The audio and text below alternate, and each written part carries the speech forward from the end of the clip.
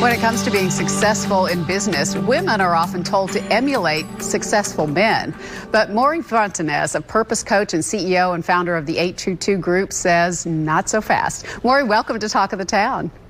Thank you so much. It's great to be here. I'm glad you're with us. So you say that women should draw from their own feminine qualities to be better leaders. Talk about that.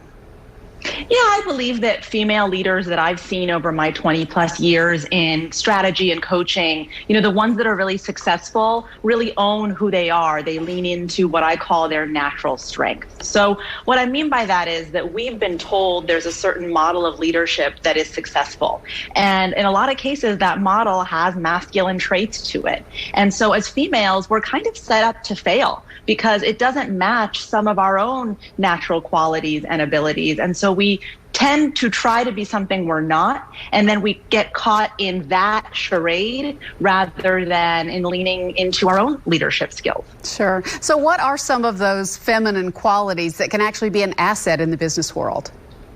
Well, I don't like to generalize, but I will tell you things that I've noticed in the women I work with and even in myself as a coach and a strategist.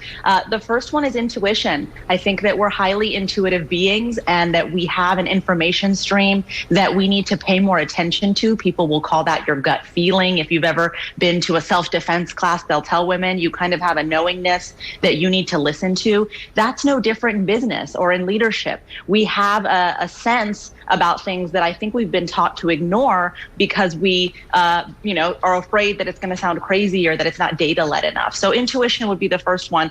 The second one is we can actually manage our emotions quite beautifully. And that's because we've always been told that we're overly emotional. And so as women in business or in leadership, we know how to integrate how we're feeling with taking a decision or an action without letting that emotion overwhelm us. I think right now a lot of women are hoping to get back in the workforce. Perhaps they've been sidelined because of COVID, or maybe because there was a mistake or a problem in their previous job. How can you turn mistakes into opportunities?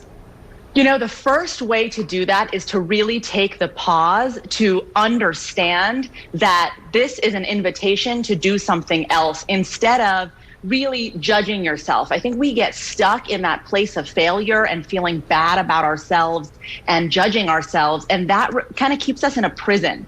The key is to open your mind to all of the various possibilities that are out there. So I've been talking a lot, especially during the pandemic, and people have lost jobs about what do I do now that I've found myself in this position? I think it's really ask yourself, have you been open-minded enough about trying new things? Are there new industries or new skills that you want to go develop or understand more about? Or have you said yes enough to conversations, to opportunities that might lead to other things? I think we just have to open our minds a little bit. And the way to do that is to stop judging ourselves for what we perceive to be a past failure. Yeah, and I think that's more a female trait than a male trait, don't you?